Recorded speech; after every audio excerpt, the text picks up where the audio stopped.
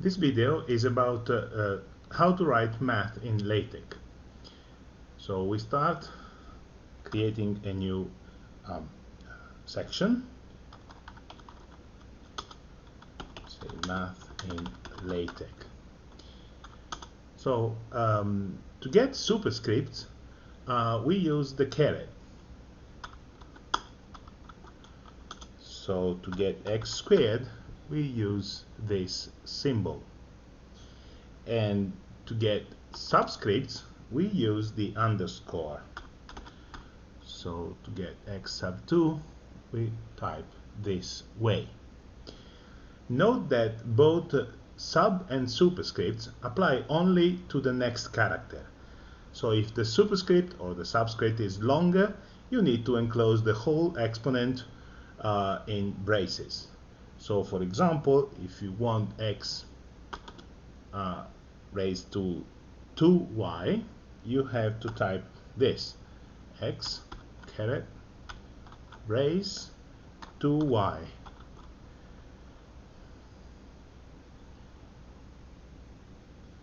Because if you type x caret 2y, what you get is x squared times y. You can even have both sub and superscripts at the same time.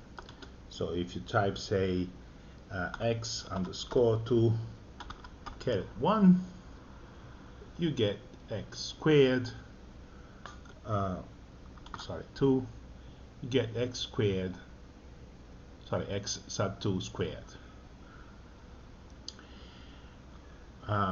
Fractions, we already know, are typed using the command \frac. The first argument is the numerator, the second is the denominator. So this is x plus y over x plus 2. For square roots, the command is \sqrt.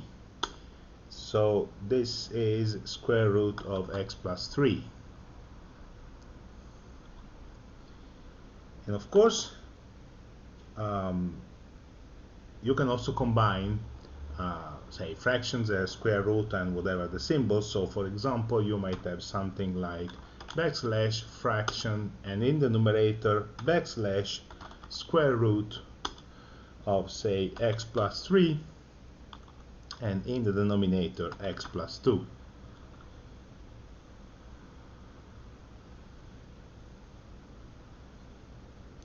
If you want, say, cube root, you add an option to the sqrt command. So you have \sqrt root 3 of, say, x plus 2. And in this case, you get cube root of x plus 2.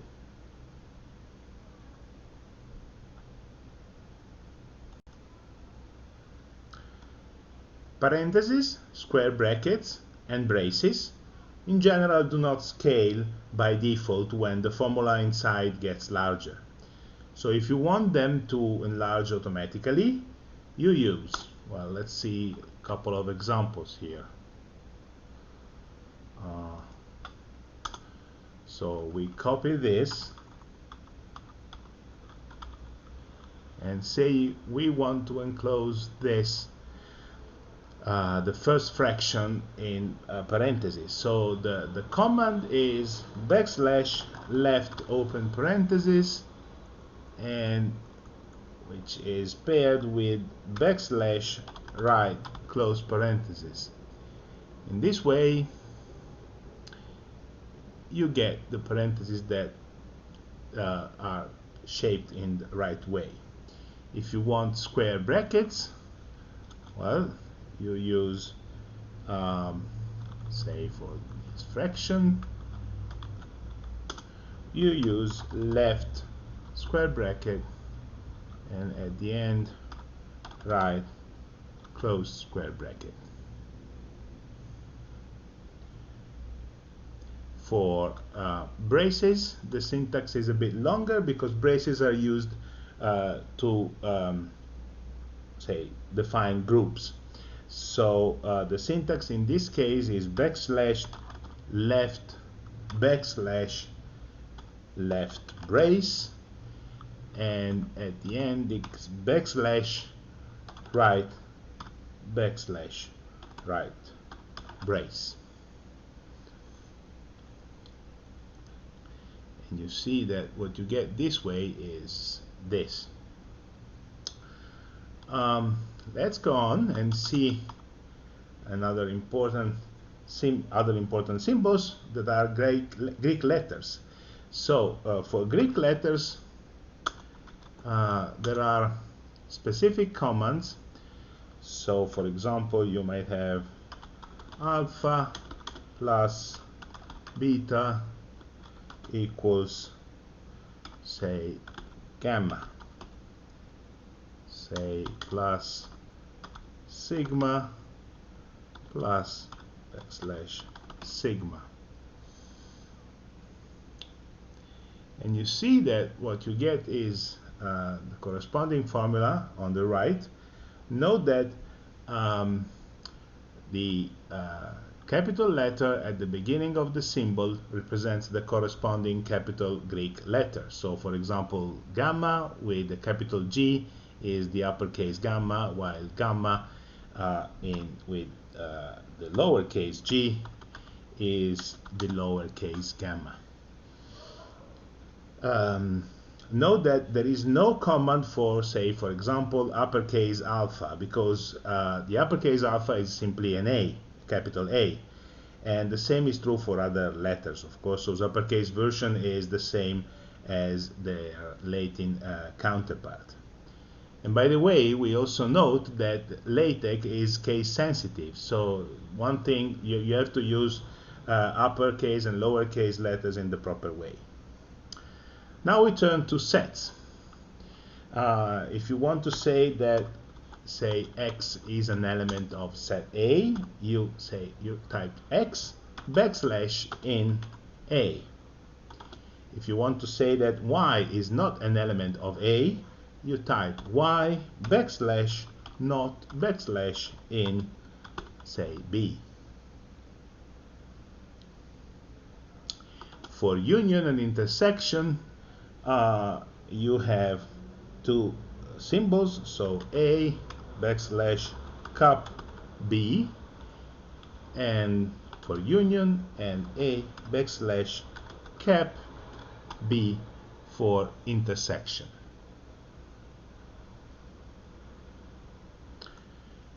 And for subsets, you use A backslash subset B.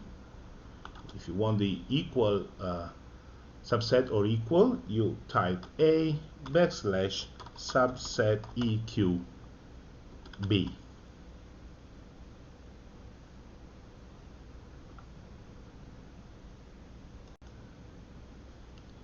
Note also that in general spaces are ignored in math mode, but they are needed when they mark the end of a command. So for example, if you remove here the space between cap and B, after compiling you get an error because you see the cross, white cross on the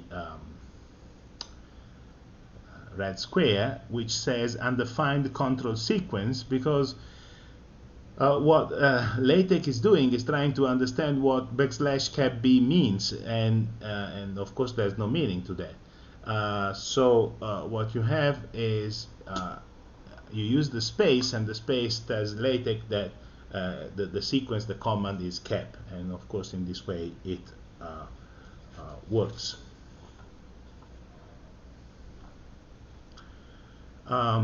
Space is usually automatically managed by LaTeX, but however, if you want extra space to appear, you can use backslash comma. So for example, in the middle here you might say type something like this, and what you get on the right after compiling, you see you get some more space. Backslash comma is a very thin space, but sometimes you want to separate things for clarity.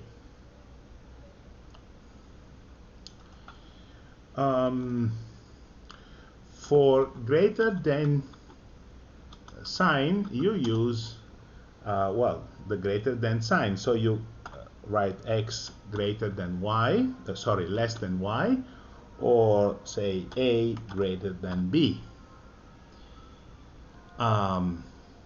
If you want the greater than or equal, then the command is GE for greater or equal, and backslash LE for less or equal.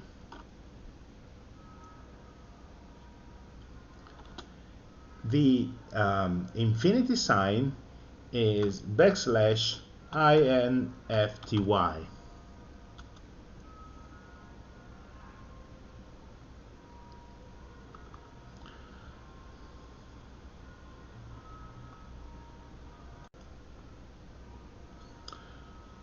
For derivatives of functions, you can simply use the single quote. So for example, if you want to know the derivative of f, you just have f prime.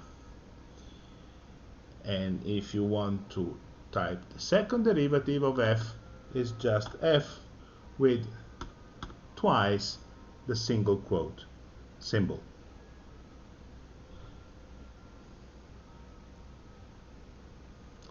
For integrals, the symbol is backslash int, and this symbol accepts both a sub and the superscripts. So you might have the integral from 0 to 1 of, say, x squared dx, and this equals backslash frac 1/3, which equals 0.333, and then you would like to add dots, and for this there is a command as well, which is backslash dots.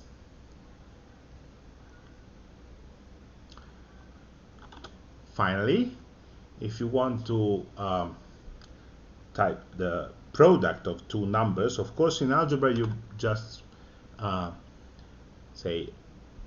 put the two letters together, or if you want to be explicit about the product, you might have something like a backslash c dot b.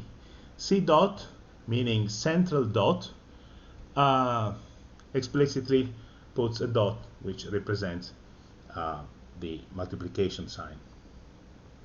Attached to this video, I am posting a PDF with the appendix of Professor Knud's original book about tech, and that appendix contains many tables with math symbols and commands. And of course, if you want to know something else, the obvious source of info is Google.